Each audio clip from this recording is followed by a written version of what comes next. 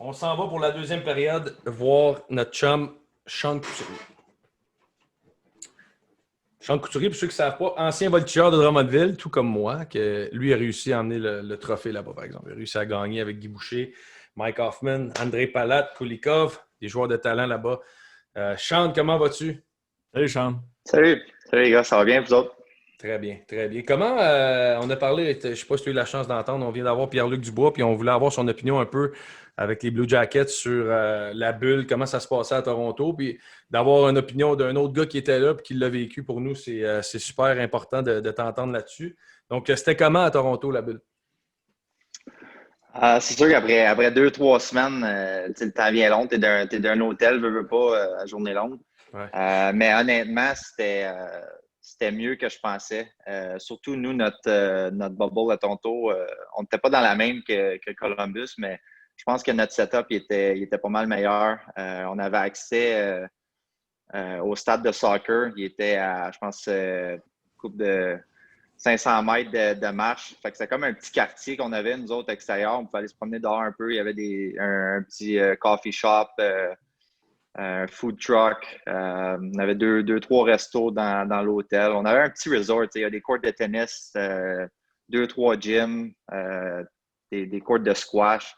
Fait que Bon, nous notre bubble c'est ça que vous était avez très battu le belle, très Canadien. bonne. Ça, vous avez Ouais. battu, c'est ça. Mais tu sais, c'est sûr qu'à la longue, après 2 semaines, je veux dire, c'est d'une chambre d'hôtel, veux pas, à chaque jour, là, c'est pas évident. Je me demandais en regardant les séries, y a-t-il une discussion entre joueurs à un moment donné que si tu gagnes la coupe, tu la gagnes pas devant aucun fans, ça serait quoi le feeling? Ouais, on en a parlé un petit peu, puis tu sais, c'est bizarre, honnêtement, c'est d'habitude, tu sais, je pense tout au long des séries, d'habitude, tu ressens les émotions dans le building.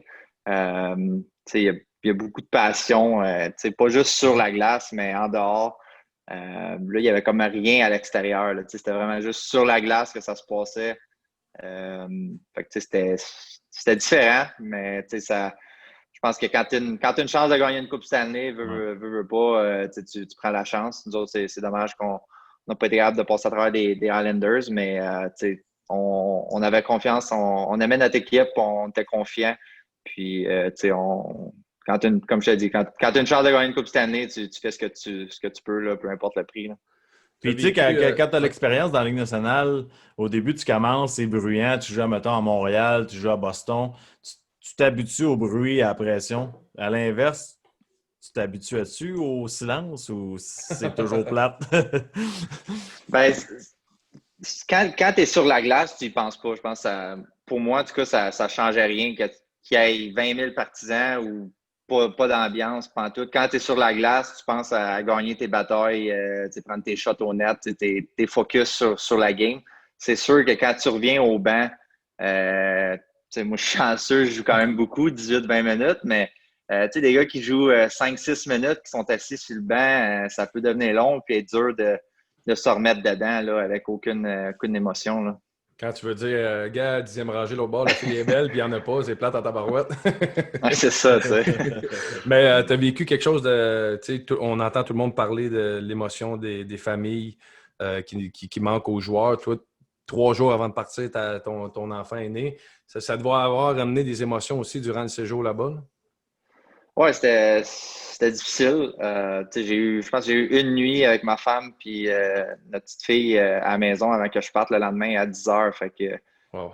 c'était pas évident le départ, mais un coup de thé dans la bulle, je veux dire, tu FaceTime, tu trouves les moyens de rester en contact, d'essayer de voir tu sais, ta petite grandir. Mhm. Mais tu sais, c'est sûr que c'est pas évident, là. C'est quelque chose qui est tough à faire, là. Ouais. Non, mais parce qu'on a Euh, une opinion, puis les gens disent souvent ils font de l'argent, nanana, mais au final, on est des gars de famille, puis tu sais, ton bébé était tout neuf, puis tu t'en vas, oui, Ah, gagner il la Coupe était neuf, Stanley. Guy. Il était tout neuf, ouais. Tout neuf, c'est un bébé tout neuf, Max, je te dis, c'était tout neuf.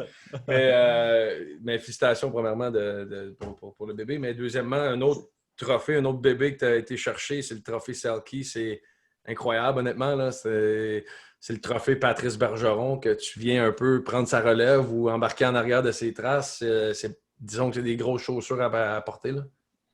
Oui, quand même, surtout quand, comme tu dis, Patrice Bergeron, ils vont probablement renommer le trophée après lui. Là, quand ça fait 10 ans en ligne que tu es nominé pour le award, c'est spécial. Mais ouais, c'est un bel honneur. Je pense que ça reflète un peu au succès qu'on a eu à Philadelphie, les Flyers. C'est un honneur individuel, mais sans les succès de l'équipe, de mes coéquipiers et tout, puis de la belle saison qu'on a eue, je pense pas que j'aurais pu être nominé. Là. L'impact dans ce rôle-là, l'impact d'un gars comme Yann Laperrière, qui est un gars qui joue, qui se sacrifie, puis tout ça, à quel point il t'a aidé à gagner justement le trophée Selke? Oui, il m'a aidé depuis que je suis arrivé à Philadelphie. Dans le fond, moi, Lappy, il était development coach quand j'étais repêché. Fait que j'ai été à son camp de développement 2 ans, puis ensuite, il était assistant coach. Fait que, j'ai eu la chance de le connaître de près avant même qu'il soit assistant coach. Mais, je pense que c'est un gars qui est près des joueurs. C'est un passionné.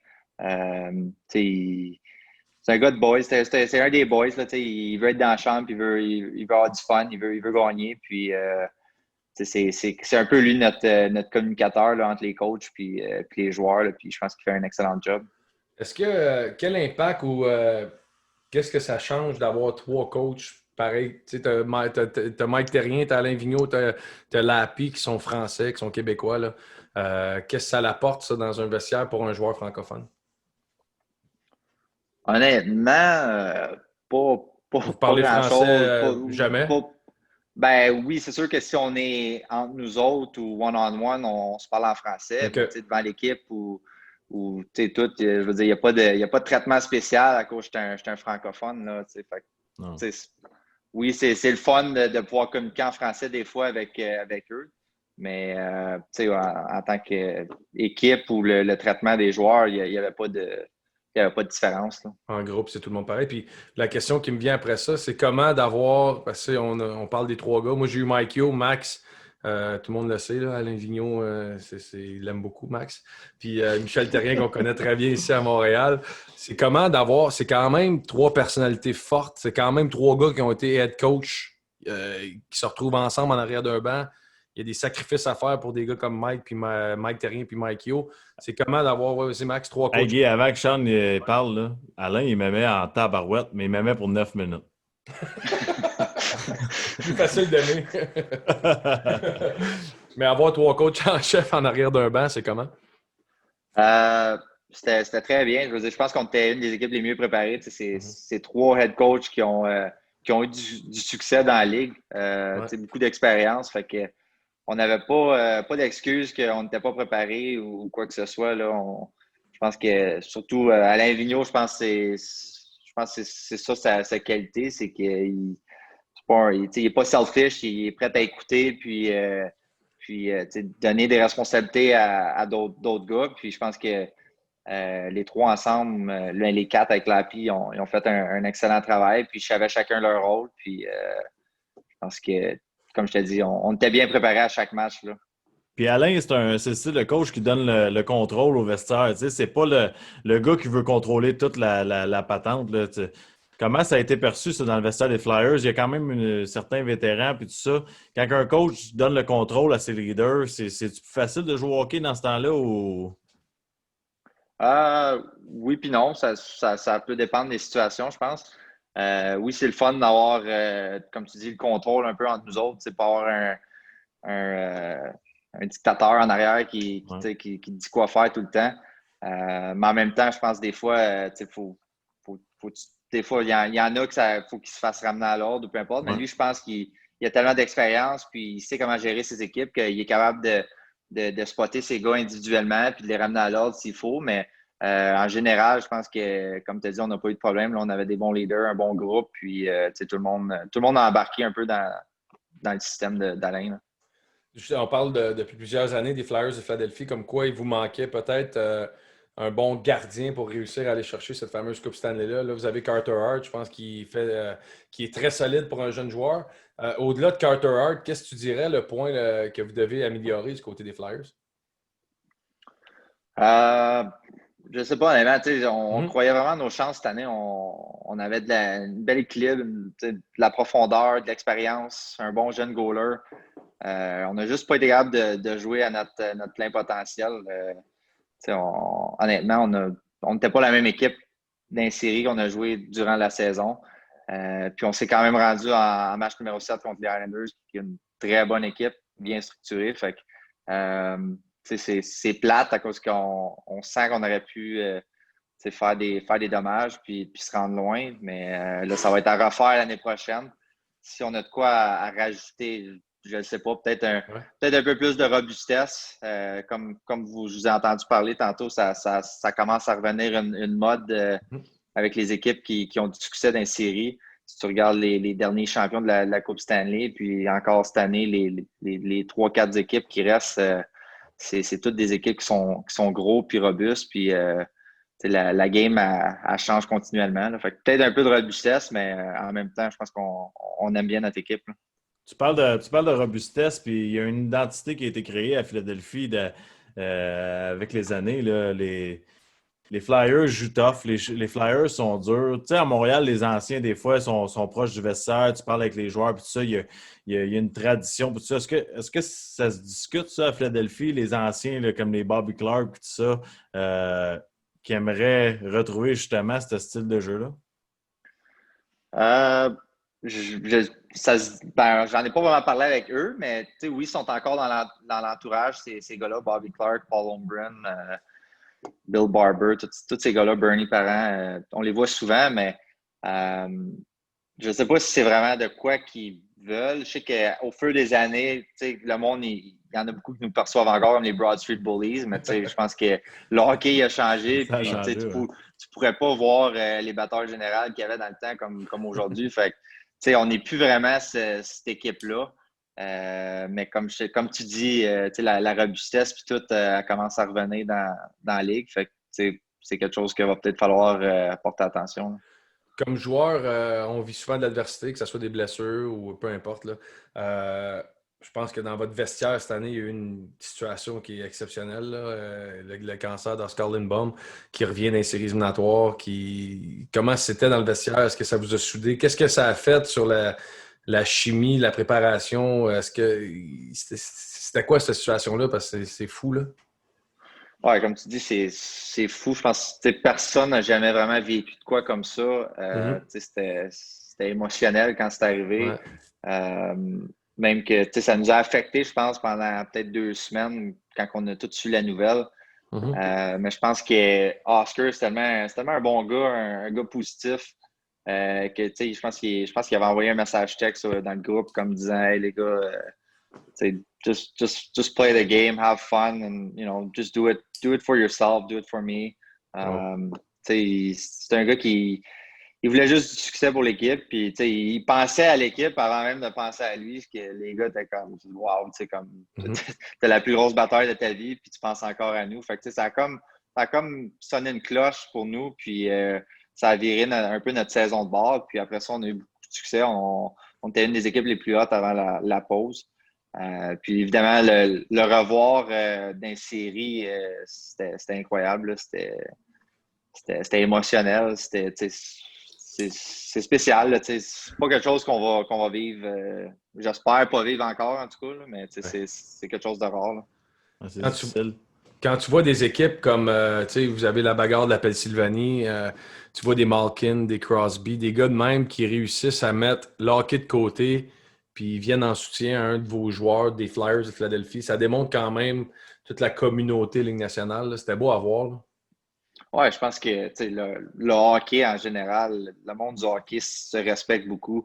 Il y a beaucoup de partisans à l'extérieur qui ne comprennent pas comment que, les gars peuvent aller prendre une bière ensemble après un match ou quoi que ce Mhm. soit quand ils se tapent sa gueule pendant la game. Mhm. Mais je pense que quand tu es sur la glace, c'est la job, c'est la business, mais je pense qu'on se respecte en tant qu'humain, puis on est capable de voir l'autre côté de la job. Là. Charles, je voulais te demander, puis dans le fond, c'est une explication pour les fans. Un gars comme toi, qui est capable de performer à haut niveau offensivement, mais qu'en même temps, tu es un as à jouer bien défensivement.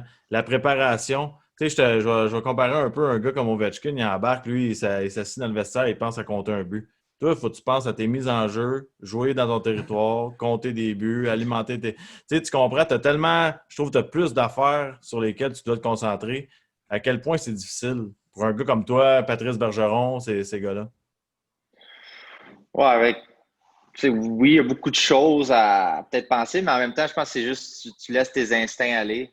J'essaie juste de me focusser sur les petits détails, comme tu dis, gagner des mises au jeu, faire la bonne décision au bon moment. Puis après ça, je laisse mes instincts faire la job. Je crois à mon talent offensif. Fait que, j'essaie juste d'être responsable défensivement, puis laisser quand je vais avoir des chances de marquer ou des chances offensivement, je laisse mon talent aller, puis c'est un peu la mentalité que j'ai, là.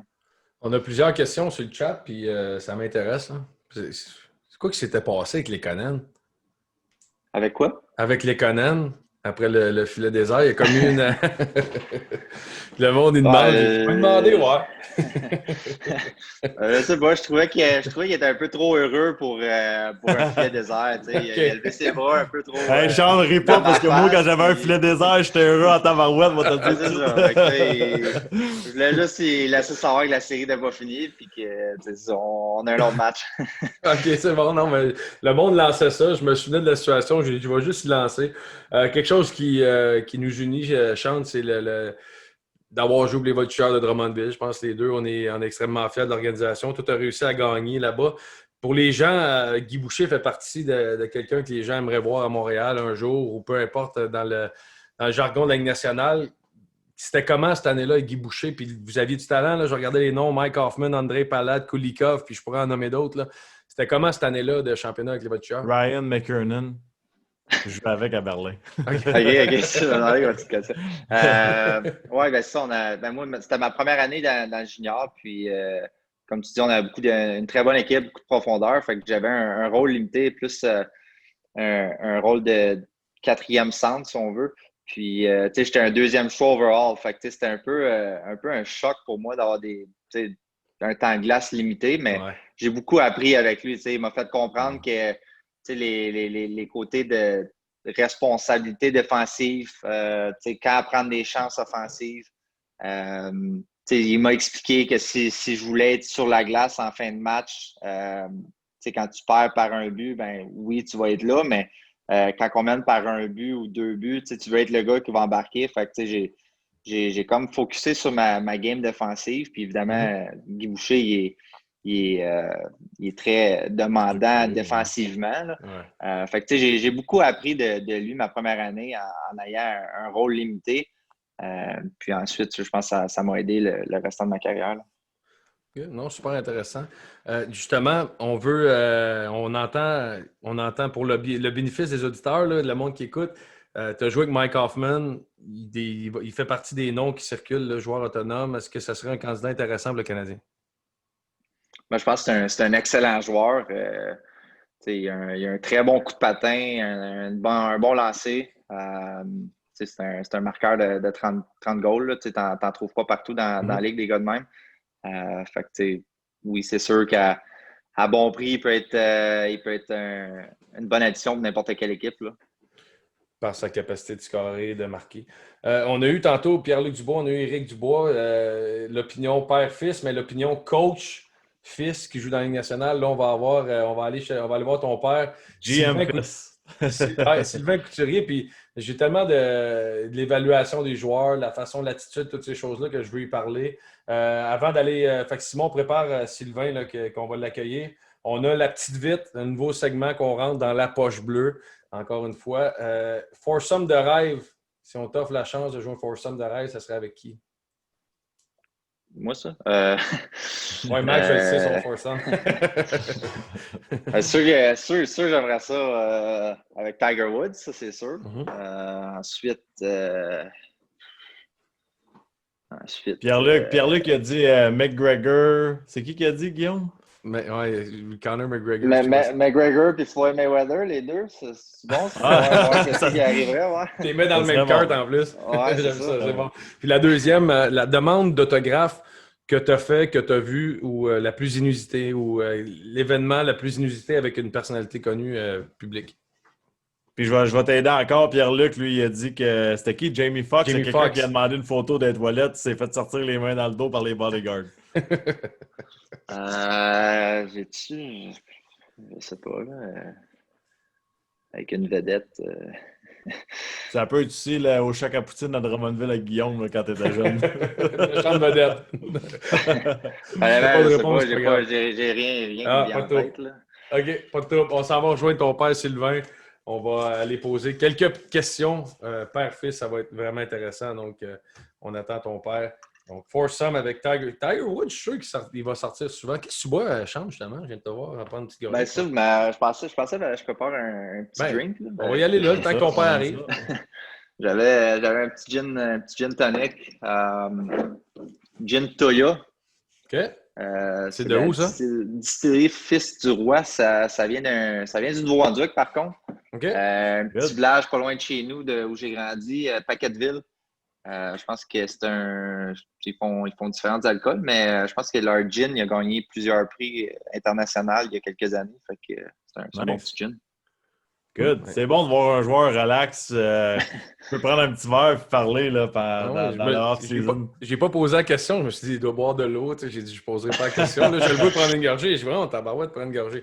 Prochain coup, Guillaume, au lieu de faire la petite vite, on va parler de boisson. Finis ton verre avant que ton père arrive. Là, excusez, salut Sylvain.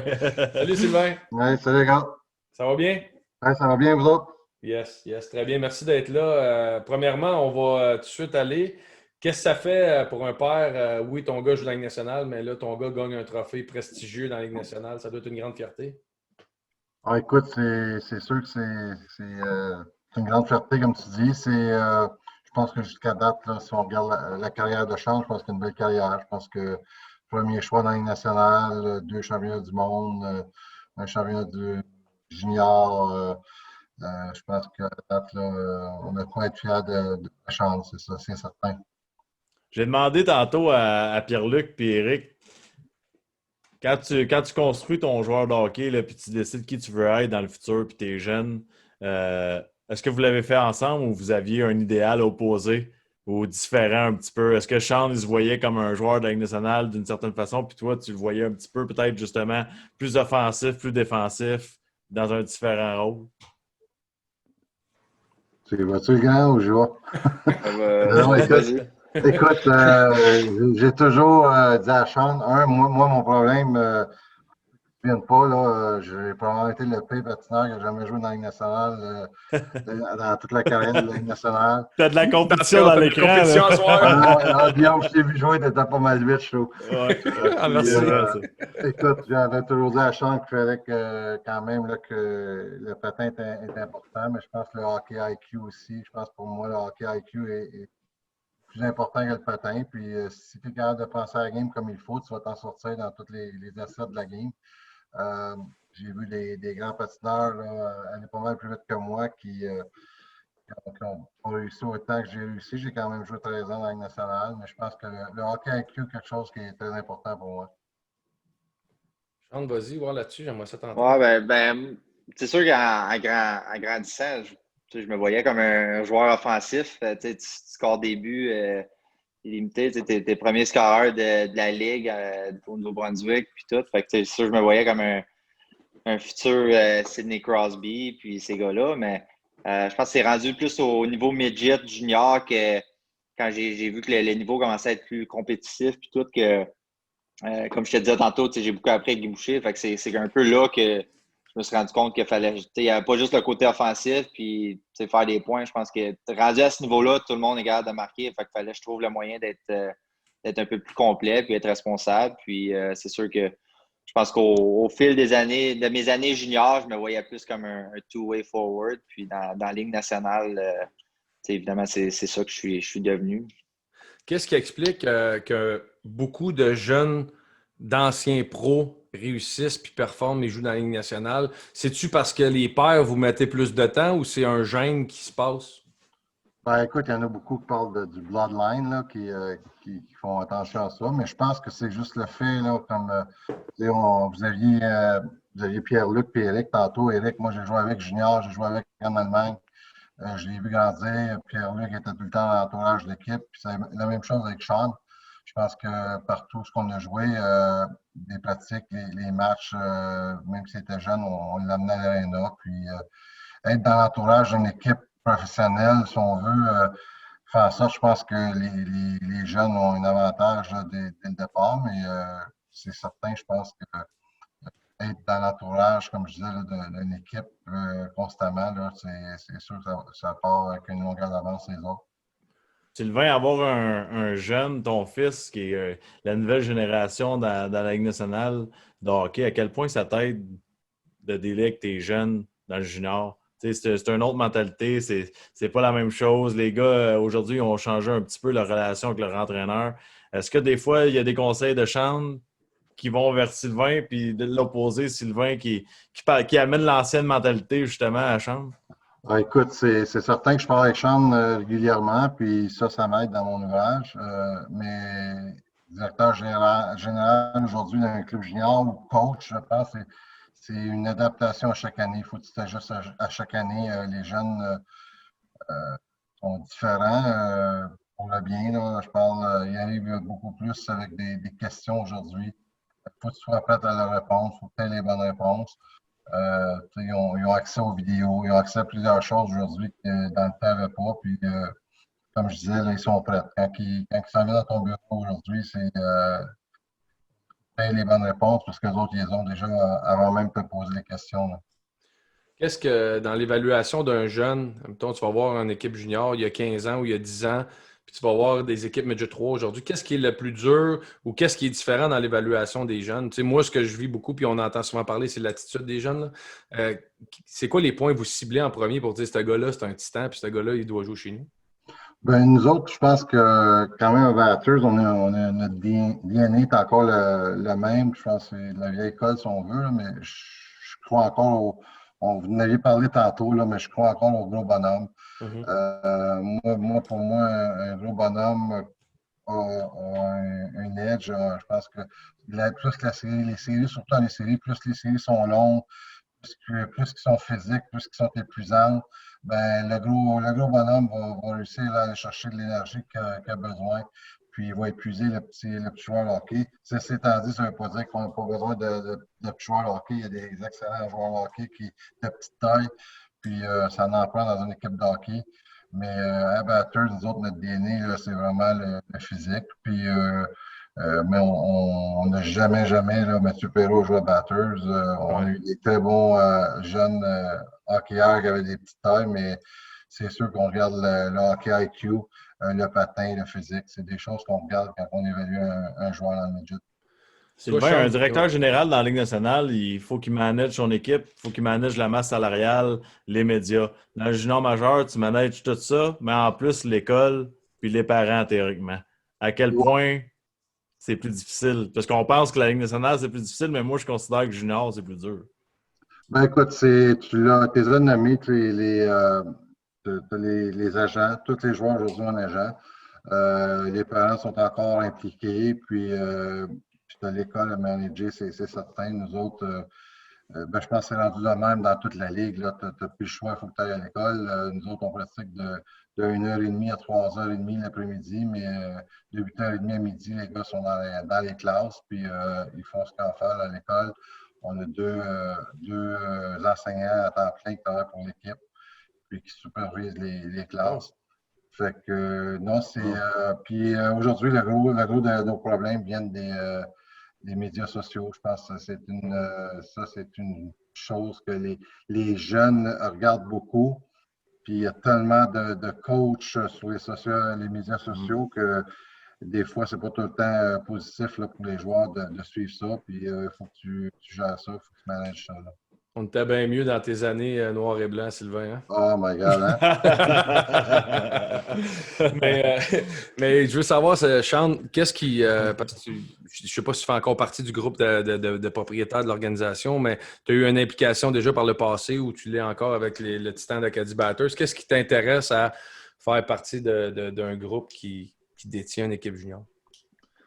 Ben, moi, j'étais surtout pour un peu redonner à la communauté où j'ai grandi. Je suis reconnaissant puis je suis fier de dire que je viens de Batters puis j'ai grandi là-bas. Fait que je pense pour moi de remettre de l'argent dans l'équipe puis d'investir puis faire sûr que l'équipe restait à Batters. Je pense que c'était ma façon d'un peu de redonner à ma communauté, là. T'as-tu une implication dans le day-to-day ou c'est vraiment avec ton père ou même un gars comme. C'est Mario Durocher encore qui est chez vous, Sylvain? Oui, oui, oui. Est-ce que tu as une implication aussi avec le groupe d'entraîneurs? Ben, plus ou moins, mais à chaque année, avant le camp d'entraînement, habituellement, je vais comme 10 jours patiner avec l'équipe. Tu sais, eux, le camp, il commence plus tôt. Fait que, ça me permet d'avoir du bon ice time avant mon camp. Puis, tu sais, j'ai la chance de parler avec les coachs. Tu sais, des fois, ils me demandent mon avis sur certains aspects du jeu ou peu importe. Ils me demandent de travailler avec le sound sur le face-off ou peu importe. Tu sais, fait que je suis impliqué quand j'ai le temps, quand je suis là. Mais durant la saison, c'est trop difficile là, de m'impliquer. Puis surtout que je n'ai pas la chance de les regarder souvent et de connaître les joueurs assez pour avoir mon mot à dire. Là, je parle avec mon père beaucoup, fait que je suis ça à travers de lui, mais c'est difficile à distance de m'impliquer, là. Sylvain, je joue encore en Allemagne. C'est difficile avec la pandémie et tout ça, comme garder le focus pour l'entraînement, les pratiques, savoir quand est-ce qu'on va jouer et tout ça. Comment tu as préparé tes jeunes à Batters? Est-ce que c'était dur pour eux autres? Écoute, ça a été toute une expérience cette année. On a amené les Québécois ici 14 jours là, en quarantaine avant le camp.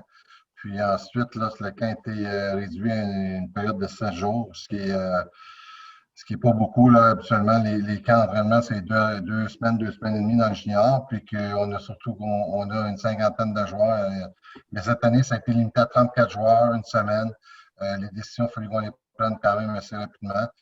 Comme je disais, là, de manager la quarantaine, ça fut toute une expérience.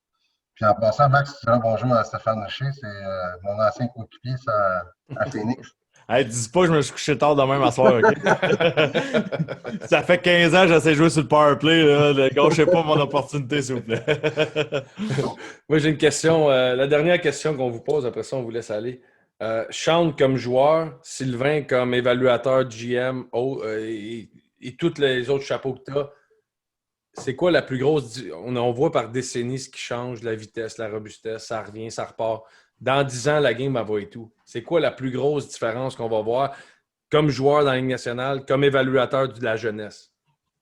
Donc, je vais commencer avec Sean. C'est une bonne question, ça. C'est parce que le gym commence à rentrer.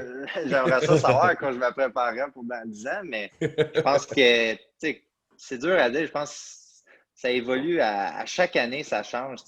On en a parlé, les 2-3 derniers champions de la Coupe Stanley, ils ont un peu gagné en étant physique, puis un peu bullyant leurs adversaires durant les séries.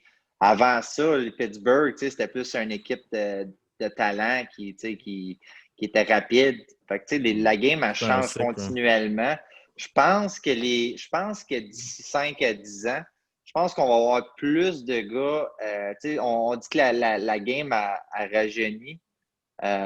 J'espère qu'elle va vieillir à cause de moi, dans 5-10 ans, je vais commencer à être plus vieux, mais je pense qu'on va avoir de plus en plus des équipes d'expérience plus expérimentées avec des vétérans plus vieux que je pense que si tu checkes l'alignement des équipes qui restent ou même les 2-3 derniers champions de la Coupe Stanley, même chose, c'est des gars qui avec beaucoup d'expérience. Je pense à Saint-Louis l'année passée, des Beaux-Arts puis des gars de même qui pas qui sont en fin de carrière, mais qui sont plus vieux, qui ont un rôle différent, qui jouent sur une 3. Mais ça l'aide beaucoup l'équipe. Un gars comme Tyler Bozak sur une 3 ou un jeune qui arrive, je pense à long terme dans les séries, ça fait une différence. Je pense qu'on va peut-être voir un peu plus la ligue vieillir là, avec les années, puis ensuite, ça va peut-être rechanger, je sais pas. Mais ton point est C'est bon parce bon que tu que. dises ça. Ouais, Christopher Le Temps qui nous avait dit qu'il trouvait que c'était trop jeune, la Ligue. Là. Ouais. Puis, Il tu sais, dit tu qu'on a regardes, non, besoin mais de tu vétérans. regardes Dallas, t'as Joe Pavelski, tu te retrouves avec Corey Perry. Tu sais, même Tampa, ils vont chercher un Zach Bogosian, ils vont chercher un Luke Shen en défensive. Fait que, tu sais, c'est vrai un peu que les équipes qui veulent gagner rendent de la robustesse, mais de la robustesse qui ont de l'expérience, des Pat Maroon avec le Lightning. Fait que je pense que c'est bon. Toi, Sylvain, comme évaluateur de talent. Ben, écoute, honnêtement, moi, je pense que tu regardes ça là, au fil des années, je pense que la game a changé, a évolué, mais en bout de ligne, la game de hockey joue encore sur 200 pieds. Puis, il n'y a pas grand-chose là, en bout de ligne les règlements vont pas changer. Moi, je me demande, c'est que la technologie du hockey va être rendue dans 10 ans, surtout. Les iPads aujourd'hui, puis ci, puis ça, l'équipement. Euh, Ça, c'est quelque chose qui va peut-être changer. Dans mon temps, c'était les hockey de bois. Puis entre les One Piece et les hockey de bois, il y a les fameux hockey d'aluminium. Puis ça va être quoi les hockey dans 10 ans, les patins, ça, je ne sais pas. Mais pour moi, la game de hockey ne changera pas. Ça va être la même game. Puis l'évaluation des joueurs va se faire de la même manière. Si tu regardes le patin des gars, son hockey IQ, puis tu vas faire une équipe de hockey là, en prenant en considération tout ça, puis en ayant le meilleur mix possible pour ton équipe. Puis Ben, je pense que ça va aller comme ça. Là. tu m'emmènes à une dernière question. C'était la dernière, celle-là, mais là, tu m'emmènes à une autre dernière. Tu sais, on voyait à Phoenix, mettons, un gars comme John Chaika qui était bien gros stats avancés. Moi, je suis pas moi, je crois pas beaucoup en ça, les stats avancés. Je veux quand même ton opinion là-dessus, Sylvain. Ben, écoute, moi je partage ton opinion pas mal. Écoute, je pense qu'on a fait un gros plat avec les stats avancées, puis je ne connais pas John Shaika, puis je respecte qu'est-ce qu'il a fait de Phoenix, mais Ouais. tu regardes son record de 5 ans là-bas, la meilleure place qu'ils ont pu finir, c'est 23e. Mm. Puis tu regardes les échanges qui ont été basés sur les stats Ça marche avancées, pas.